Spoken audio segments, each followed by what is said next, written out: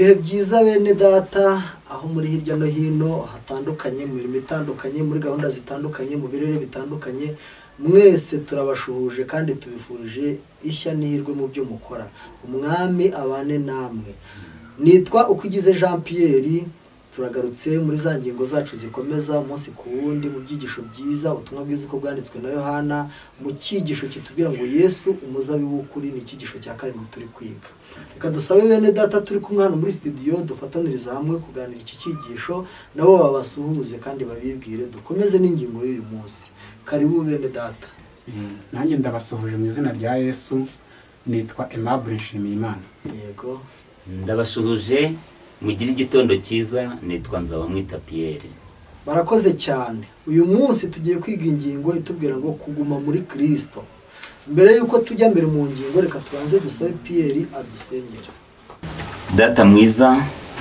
tugushimiye igitondo kiza uduhaye kugira ngo twige ijambo ryawe umwuka wera atubere umuyobozi mu izina rya Yesu amen barakoze cyane reka tujye mbere mu ngingo yacu y'uyu munsi dusaba mwene data Pierre atwibutse mu ncamake ingingo twize ejo kugira ngo tubone dukomeze n'ingingo yacu y'uyu munsi ingingo nziza itubwira ngo kuguma muri Kristo karibu Pierre ejo kwa kabiri twize ingingo yatubwiraga ngo ibisabwa kugira ngo habeho kwera imbuto twabonye ko atari ibintu bigoye ntabwo ari ibintu biruhije ni ukwishingikiriza kuri Kristo gusa ubundi amakakama cyangwa se ubugingo buri muri Kristo bugatembera mu bwawe noneho ukera imbuto nibyo bisaba kuko byonyine urakoze cyane reka rero tujye mbere mu ngingo yacu y'uyu munsi ingingo y'ejo yabaye nziza cyane kandi n'iki cyigisho ni cyiza Yesu umuzabibu w'ukuri uyu munsi rero reka dusabe Pierre adusomere muri Yohana 15:5 arasimbuka asome n'uwa 8 ariko ni mu kibazo kitubaza ngo ni uwuhe musaruro utazabura guturuka mu kuba dufitanye na Kristo umushyikirano uhoraho ni Yohana 15 turahera ku murongo wa 5 simbuka asome n'uwa 8 ninjye muzabibu namwe muri amashami uguma muri jye nanjye nkaguma muri we uwo newe wera imbuto nyinshi kuko ari ntacyo mubasha gukora mutamfite umurongo wa 8 ibyo nibyo byubahisha data nuko mwera imbuto nyinshi mukaba bigishwa banjye reka dusabe mwene data Aimable agira icyo avuga kuri aya magambo karibu Aimable barakoze cyane hano uyu musaruro utabura guturuka mu kujyana na Kristo isano ihoraho nta wundi no kwera imbuto rega iyi ngingo y'uyu munsi ivuga ngo kuguma muri Kristo yuzuzanye n'ejo hashize aho twabonye igisabwa kugira ngo umuntu yere imbuto rero ahangaha igisabwa gikomeye ni uko tuba muri Kristo mbese tukajyana nawe isano ihoraho hano babigereranyije na ya mfashanyigisho tumaze iminsi tureba y'umuzabibu imizi yohereza ibyo gutunga igiti kugera no ku dushami duto ubwo n'agashami gato cyane kakari ku giti ibigatunga n'imizi ibitanga rwose niko na Kristo atanga imbaraga mu by'umwuka kuri buri mwizera igihe cyose umutima wunze umwe na Kristo ntuzigera uraba cyangwa ngo wangirika igihe tubeshejweho no kwizera umwana w'Imana imbuto z'umwuka zigaragarira mu mibereho yacu hatabuzemo n'imwe umuntu ntabwo ngo ni imbuto z'umwuka ariko ukabona afite kamwe gusa kamwe konyine nta kariya aba yakishatse mu mbaraga ze ariko za zindi zose byashoboka nubwo waba intwari kamwe Kristo waba uri kumuzabibu ukera kamwe ntabwo bishoboka umuzabibu urazera zose za mbuto z'umwuka zivuga mu Bagalatiya zose urazera iyo ushamitse kuri Kristo koze rwose aha Pierre hari ikintu uvuga kuri iyi ngingo iyi ngingo iraryoshye cyane kuko kuvuga ko uri muri Kristo cyangwa se kuvuga ko watsindishirizwe wagiriwe ubuntu wakiriye imbabazi z'Imana ariko ntiwera imbuto ibintu rwose ntabwo wabona ukuntu bisobanura wabisobanura se gute kandi ubugingo bwa Kristo aribwo buri kuguhesha kwera imbuto niba nta mbuto zihari rero wikwibeshya yuko uri muri Kristo ahubwo ca bugufi urebe impamvu utari kwera imbuto buriya ni uko Kristo atarakwinjiramo. nacyo basobanuye aha ngaha ngo Yesu niwe dukeneye, umucyo we, ubugingo bwe n'umwuka we bikwiriye kuba ibyacu buri gihe, ntabwo ari umunsi umwe cyangwa ibiri, ahubwo ni buri gihe. Turamukeneye buri saha, kandi tugomba gusenga mu gitondo dusaba ko nk'uko izuba rimurikira imirambi iteye neza rigakwiza umucyo ku isi, abe ari nako zuba ryo gukiranuka amurika mu byumba by'ubwenge n'umutima, bityo twese tugira umucyo mu mwami. Ntacyo dushobora gukora tutamufite. Umwanzi aba azi igihe tugiye gutangira kubaho tudafite umwami wacu, kandi aba ahari yiteguye kuzuza mu bwenge bwacu ibitekerezo bye bibi kugira ngo dushobore kuva mu gushikama kwacu, ariko umwami ashaka ko igihe cyose twaguma muri we, bityo tukamubamo mu buryo bwuzuye. Nicyo Kristo atwifuza. Kuze rwose ibi bintu birasobanutse kandi biri kugenda byumvikana kuguma muri Kristo. Inshuti badukurikiye, nimureke tugume muri Kristo. Rega buriya hari ibintu bidushuka. Abantu tubana muri ibi byigisho hari ikintu dukwiriye kwikuramo. Ntitugashukwe n'imibereho yacu. Buriya mu mibereho yacu no mu bapagani no mu bantu batandukanye, abantu bagenda bagira imico myiza n'imibi. Abantu bagenda barushanya, usanga umwe ari igisambo, undi ari umunyabuntu, usanga umwe ari umunyamahane, undi ari umuntu uciye make, usanga umwe, abantu tuba tugiye dufite uburyo butandukanye. Usanga umuntu agira umujinya ararahuka, ariko undi arihangana. Ariko ibyo niba unihangana, niba utari igisambo, niba uri umuntu w'umunyamahoro, ntabwo bisobanuye ubukristo. Oya, ahubwo ubukristo bisobanuye gusanga Kristo akabuduha. Reka dusabe mwene data Aimable adusomere amagambo ari hano mu gitabo cyitwa Imigani ya Kristo ku ipaje ya 301, twumve neza aya magambo.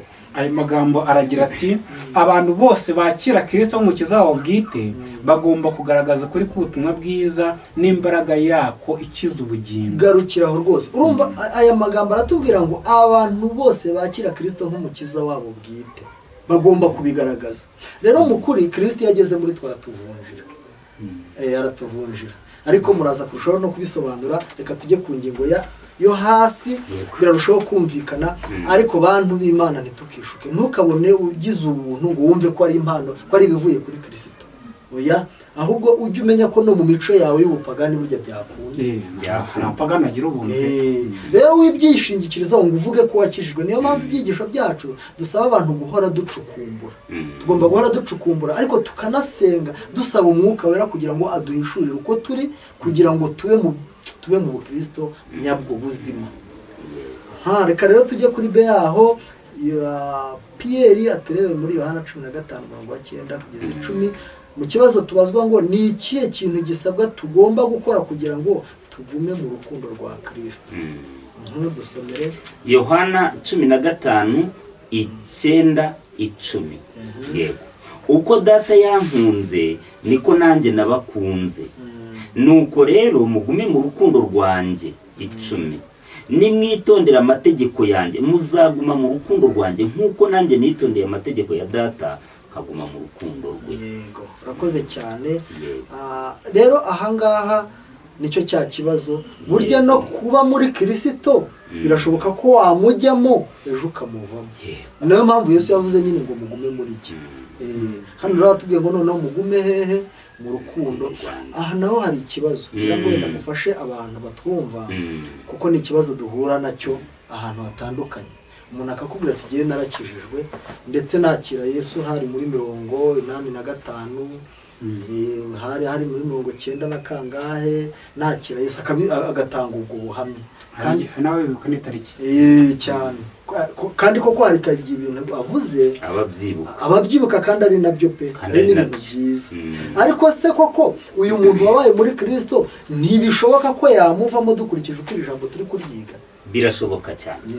Nta n'ikintu gitinze, ni nk'amasogonda. Kujya muri Kristo birahenze, biraruhije kumubamo, ariko kumuvamo ni nko guhumbya gutya amaso, urambura wagiye kare. Wabwirwa n'icyo umuntu wamuvuyemo, wamenye ute ko wamuvuyemo? Ni iki kibikubwira rero ko umuntu yamuvuyemo? Nyine bya ingurube yuhagiwe isubiye kwigaragura mu byondo byawe. Nta kindi kintu cyabikubwira kitari icyo ngicyo. Uhita utangira kubona umuntu ya mico y'igipagani yongeye kumugarukamo, aho kugira ngo akuze imico ya gikirisito, ahubwo arakuza imico ya yindi ya gipagani. Burya rero yagiye rega ayo matariki ntabwo tuyagaya, ari amatariki ariko nubwo babeshye ngo yakiriye kirisito, kujya no kwihana ni ukwihana ko kirisito hano twamaze kurusha umwuka w'abahanuzi, dukwiye guhora tumwakira buri munsi ndetse ngo na buri saha. Rero iyo umwakiriye bwa mbere nibyo nibwo uba wihanye nyine, uba wemeye kuva mu gipagani witandukanyije n'ubwami bwa Satani winjiye mu bwami bw'Imana. Ku nshuro ya mbere amatariki kuyandika ukajya unayazirikana ahubwo ni byiza, ni ingenzi rwose. Ariko kirisito noneho uba ukwiriye guhora umwakira buri munsi no twahura agani umunsi negure kirisito, nongera mvugurura amasezerano ndetse no mu isaha yatambutse. Ariko ugiye kuvuga amatariki ya kera bivuze ko nyuma yaho ibyo byase birangira. Urakoze. Noneho reka abadukurikiranye tuzirikane iki kintu, kuvuga ko wakiriye kirisito. Hari igihe abantu bidushuka ukavuga uti igihe naramwakiriye byararangiye n'itariki ukabuzibuka, ariko Satani nyuma yaho akaba yarakuriganije. Rero dukwiye kubizirikana, tugomba kwakira kirisito, kuguma muri we, nko turimo turabyiga muri iyi ngingo y'uyu munsi. Bikwiriye kubaho buri munsi ndetse buri saha nk'uko Henoki yabigenje. Dusomera aya magambo dusoze iyi ngingo. Abona ku bifuzwe byose, paje 677. Imana ishaka kwerekanira muri wowe ubutungane, kugira neza ndetse n'impuhwe biranga imico yayo. Nyamara umukiza ntabwira abigishwa kugira icyo bakora ngo bene imbuto, ahubwo babwira kuguma muri we. Yego, ko wowe nta kintu wakora ngo uzere, we guma muri gusa. Uzashinduka wazeze atari ko wabyishatsemo ngo wabyihirinzemo, ahubwo uzabona byabaye. No migana ya Kristo bungamo bati intego ikomeye y'Imana mu murimo ikora wo kugira ubuntu ni ukugerageza abantu kugira ngo ibahe uburyo bwo gukuza imico. Ni muri ubwo buryo ibagerageza kugira ngo harebwe niba bumvira amategeko yayo cyangwa niba batayumvira. Imirimo myiza ntishobora kugura urukundo rw'Imana, ariko ihishura ko dufite urwo rukundo. Yego, ihishura ko dufite ubwo ntacyo wakora ngo igure, ahubwo wowe iyo ufite imirimo myiza irabigaragaza, ariko si iruguhesha. Nshuti mudukurikiranye, ngira ngo aha hantu hari kugenda humvikana kuguma muri Kristo, ariko nituvuga ko tumugumamo reka tubanze tunamwinjiremo kandi tumwiyegurire buri munsi nk'uko ibyigisho bitubwiye. Twe kuvuga ku rurimi gusa, kandi birashoboka kuko ni ubuntu ubwe yatugiriye kugira ngo tumwakire. Reka rero dusabe Imana kugira ngo ihire ijambo ryayo kandi ihire abakurikirana ibyigisho, kandi dusabe kugira ngo Umwuka Wera abe umwigisha wacu wa buri munsi, mu izina rya Yesu. Amen.